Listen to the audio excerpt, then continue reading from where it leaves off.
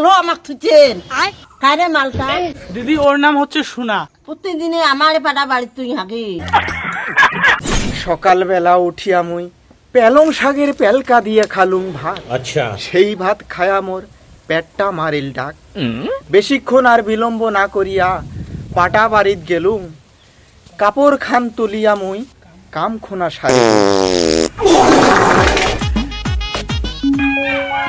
হঠাৎ করি শোনো মুই শিয়ালের ডাক। সেই ডাক শুনিয়া কং মুই বাপ রে বাপ। বেশিক্ষণ আর দেরি না করিয়া বিরিবের ধরলুম। বিরেতে নাই বিরেতে মুই কোন বান চেংড়ির সাথে উষ্টিয়ে খায়া পড়লুম। তারপরে শোনো, কে তুমি?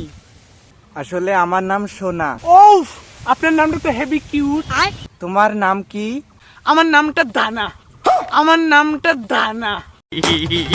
আসলে তোমার নামের সাথে আমার নামের অনেক মিল রয়েছে, তাই না? এই সোনা, তোমাকে আমার খুব ভালো লেগেছে। ও মা তাই? তাই।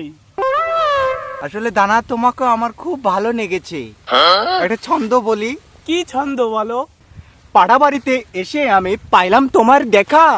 এক দেখাতে থাক থাকার বলা লাগবে না, চলো আমার ঠাকুমার সাথে তোমার সাক্ষাৎ করিয়ে দেই। চলো। চলো।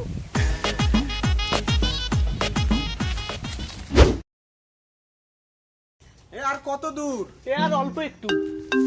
এ শোনা, তুমি একটু দাঁড়াও, কে জানি ফোন দিলো, আমি একটু কথা বলে আসি। আচ্ছা ঠিক আছে। এ পিয়ালি হ্যাঁ দিদি ক। করে আছিস তুই? হ্যাঁ সোহার, আর সাথে একটা মালও নিয়ে এসপিস। কি তাড়াতাড়ি আয়। এই শোনা, চলো।